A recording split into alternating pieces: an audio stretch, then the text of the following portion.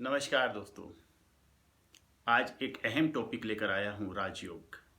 राजयोग क्या है? किस तरह हम राजयोग को प्राप्त कर सकते हैं? सहज राजयोग। आज के इस युग में, महामारी के दौर में हम लोग देख रहे हैं, समय बहुत ही खराब आ चुका है। और ये सहज राजयोग न केवल हमें राजयोग की प्राप्ति कराता है, हमारे हर संकट को दूर करता है।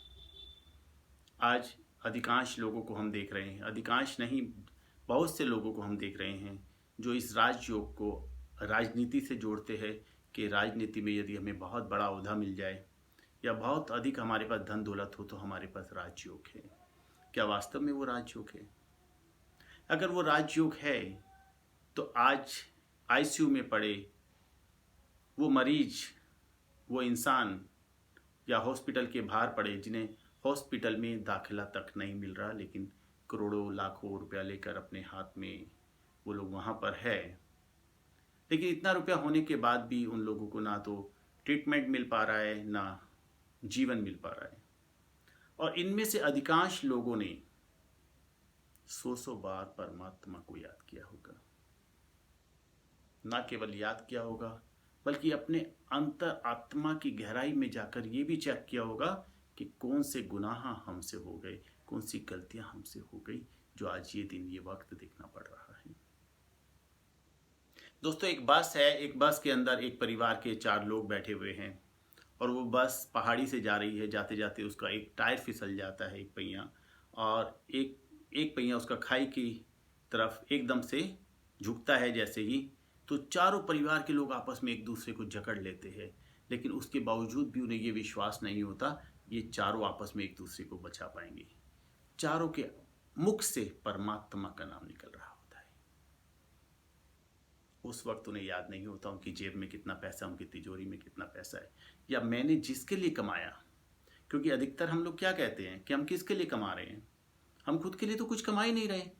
हमें तो 4 जोड़ा कपड़ा चाहिए, एक कमरे में हम सो जाते हैं, 2 टाइम रोटी खाते हैं। हमारा तो है ही क्या?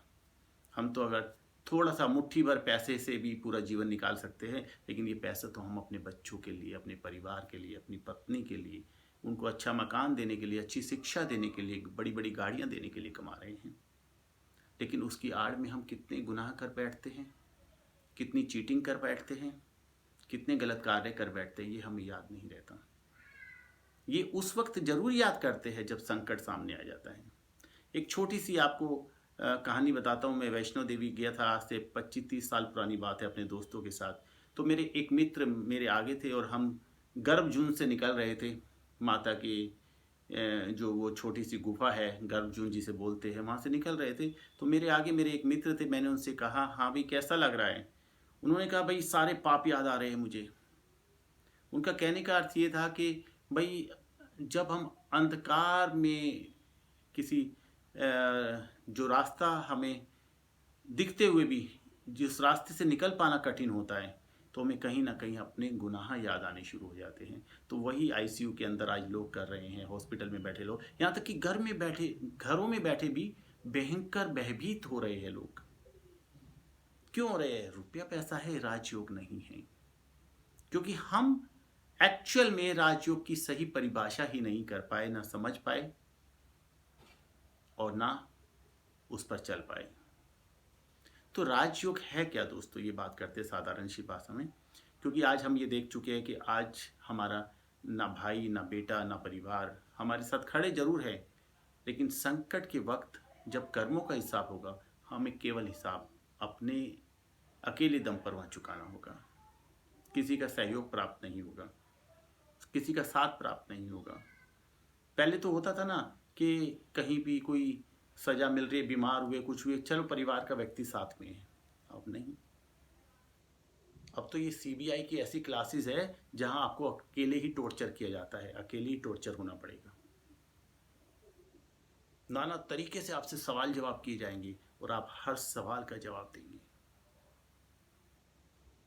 तो ये जो, अगर हम उस पोजीशन पे पहुंचकर ये चीज महसूस कर सकते हैं कि वास्तव में कर्म प्रधान है, वास्तव में हम उस वक्त इस अपने कर्मों को याद करते हैं, वास्तव में हम परमात्मा से कहते हैं कि मैंने वो कर्म किया, मैंने वो कर्म किया, वो अकर्म किया, उस अकर्म के लिए मुझे क्षमा करो प्रभु, क्षमा करो। तो वो पहले क्यों नहीं? पहले क्यों नहीं? जिस परिवार के सदस्य हमारे साथ मात्र 30-35 साल जीवन में, एक जीवन में हमारे साथी होते हैं, मात्र एक जीवन में हमारे साथी होते हैं, मैं फिर बता रहा हूँ, अगले जीवन पता नहीं वो कौन सी दुनिया में, हम कौन सी दुनिया में, हम किस परिवार में, वो किस परिवार में, हम किस जाति में, वो किस जाति में, कुछ नहीं पता।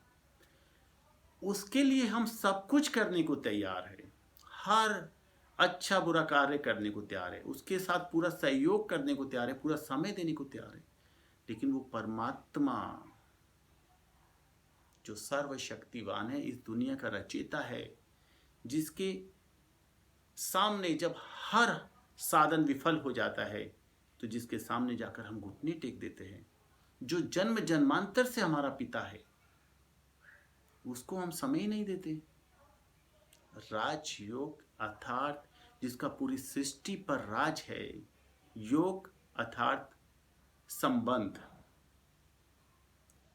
राज प्लस योग, जिसका पूरी सृष्टि पर राज है, उसके साथ संबंध स्थापित करना राजयोग है, सहज राजयोग है। अपने पिता से हम कैसे संबंध अच्छे बनाते हैं?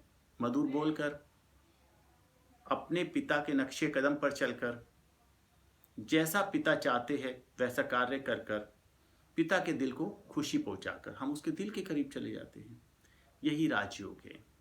जब हम पिता के साथ कुछ देर बैठते हैं, बातें करते हैं, उनको ध्यान लगाकर आकर्षित करते हैं, तो पिता को अच्छा लगता है, उसे पता लगता है ये मेरा सीखी लता बच्चा है, ये मेरे नक्शे कदम पर चल रहा है। परमात्मा के गुण क्या है?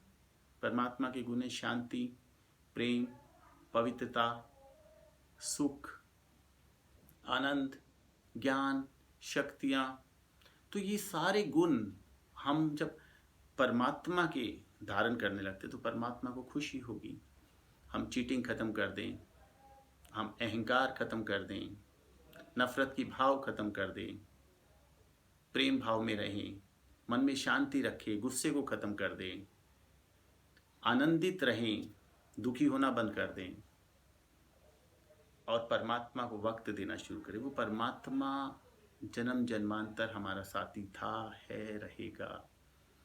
84 जन्म एक चक्र के होते हैं, न जाने कितने लाख चक्र इस सृष्टि पर हो चुके होंगे।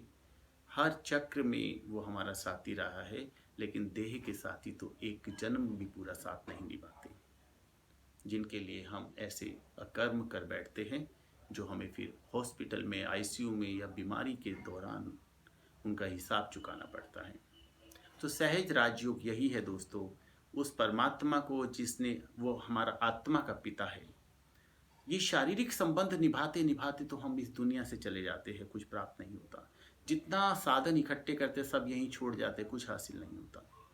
लेकिन वो है आत्मा का पिता, जहाँ आत्मा को हिसाब किताब बराबर करना होता है, जहाँ आत्मा अपना कमाया हुआ सब कुछ दिखाती है कि पिताजी मैं ये कमा कर लाई हूँ, जहाँ पूरा आपका एक एक चीज का हिसाब होता है, उस आत्मा का पिता है परमात्मा, परम आत्मा, परमेश्वर, परम पिता, यानी कि सबसे पहले, सबसे जो सर्वश्रेष्ठ पिता है, सबसे ऊपर जिसका नाम आता है परम पिता, वो है। ये इस युग में तो हमारे सिर्फ पिता हैं, उनके लिए हम सब कुछ करते हैं, पूरा पूरा ध्यान देते हैं, मगर जिसको हम हर दुख की घड़ी में याद करते हैं, उसी को हर वक्त याद करना भूल जाते हैं। भूल जाते वो क्या चाहता है। अपने जीवन में थोड़ा सा बदलाव तो कर कर देखिए। हम थोड़े से धन में भी इतनी खुशी होगी, इतनी अपार खुशी होगी कि हम सोच नहीं सकते। वही तो राजयोग है। और क्या राजयोग है? जो पैसा आपके दुख के वक्त आपके काम नहीं आ रहा, वो काहे का राजयोग है? जो पैसा आपको मौत के मुंह से बचाकर नहीं ला पा रहा, वो काहे का राजयोग है? जो पैसा आपके परिवार को संकट में डाल दे, वो काहे का राजयोग है? राजयोग अर्थात उस परमात्मा से संबंध बनाना, जैसा मीरा का कृष्ण के साथ था योग संबंध, वैसा पवित्र संबंध उस परमात्मा के साथ बनाना, वही सहज राजयोग है। इसकी विधि सिर्फ इतनी सी है, शांत एकांत मन से उसे याद करना, कुछ समय उसके साथ व्यतीत करना, उसके साथ मन की बातें करना, तो अपने आप हमारे अंदर की बुराइयां खत्म हो जाती हैं। जब हम किसी अच्छाई की तरफ चलते हैं, बुराई खत्म करने की ज़रूरत नहीं है, वो अपने आप दूर होनी शुरू हो जाती हैं। एक पूरब दिशा है, एक पश्चिम दिशा है। पूरब की ओर चलने लगेंगे तो पश्चिम दूर हो जाएगी, तो हमें अपनी बुराइयों को ख़त्म करने की आवश्यकता नहीं पड़ेगी, अपने आप ही ख़त्म हो जाएगी। तो दोस्तों, आज बहुत अधिक आवश्यकता है इस राजयोग की प्राप्त करने की, और सहज है इसलिए हर कोई प्राप्त कर सकता है। ज़्यादा बेहतर है कि हम, पता नहीं किसी के माथे पर नहीं लिखा होता किस वक्त किसको आईसीयू में पहुंचना पड़ जाए, हॉस्पिटल पहुंचना पड़ जाए, या किस वक्त किसके ऊपर कौन सा संकट छा जाए, किसी के माथे पर नहीं लिखा होता कोई भी। तो ज़्यादा बेहतर है हम समय से पहले ही उस संकट को दूर करने के उपाय ढूंढ लें। आज हम कहते हैं इम्यूनिटी के लिए सप्लीमेंट्स खाना शुरू कर दो, तो इससे बड़ी इम्यूनिटी तो कुछ है ही नहीं। परमात्मा है, वो सर्वशक्तिवान है, जिसके अंदर इतनी ताकत है, वो छोटी छोटी गोलियों में कितनी ताकत होगी। उससे अगर हम उस ताकत को, एनर्जी को प्राप्त करेंगे, तो शायद हमें किसी दवा की जरूरत नहीं पड़ेगी। देखिए, जो कर्म किए हैं वो तो भोगने पड़ेंगे, लेकिन वो सहज छू कर चले जाएंगे, हवा की तरह आपको छू कर चले जाएंगे, तूफान की तरह थपेड़े नहीं पड़ेंगे। हवा आएगी, छुएगी, चली जाएगी, क्योंकि कर्मों का हिसाब तो करना है ना। लेकिन उस परमात्मा की याद से हर संकट कटने लगता है, हर पाप कर्म कटने लगता है। जब हम, ये तो यहाँ पर भी हम लौकिक में देखते हैं, जब हमारे कर्म अच्छे होने लगते हैं तो सजाएं कम होने लगती है। यही उसी का नियम है। वो जो भी नियम हम फॉलो कर रहे हैं, वो सारे नियम वहाँ भी है। तो जैसे जैसे हम अच्छे राह पर चलते हैं तो हमारे कष्ट कम होने शुरू हो जाते हैं, दर्द कम होना शुरू हो जाता है। तो दोस्तों, यही मैं बताना चाहता हूँ कि राजयोग है। ये रुपए पैसे का, राजगद्दी का योग कोई राजयोग नहीं है। हमने बड़े बड़े धर्मात्माओं को, बड़े बड़े पैसे वालों को, नेताओं को हॉस्पिटल में जाकर तड़पते हुए अंतिम पलों में, अंतिम दुख की घड़ियों में उस परमात्मा को सौ सौ बार याद करते सुना होगा, देखा होगा। महसूस कर सकते हैं आज के दौर में जो दौर चल रहा है, इससे ज़्यादा परमात्मा क्या देगा। तो अपने आप को उस परमात्मा के साथ जोड़िए, जो जन्म जन्मांतर से हमारा पिता है, सदियों से नहीं, जो कल्प कल्प हमारा पिता रहा है और हमेशा रहेगा। ये देह के संबंधों को हमें निभाना जरूर है, लेकिन उसके लिए गलत कार्य को नहीं करना। सही कार्य कर कर जितना मिल जाए उतना बांट लो, खा लो, एंजॉय कर लो, बस। और इसी से बनता है सहज जीवन, सहज राजयोग और सुख में जीवन। हर शक्तियों की प्राप्ति होने लगती है जब इंसान उसके साथ जुड़ता है। नमस्कार। ओम शांति।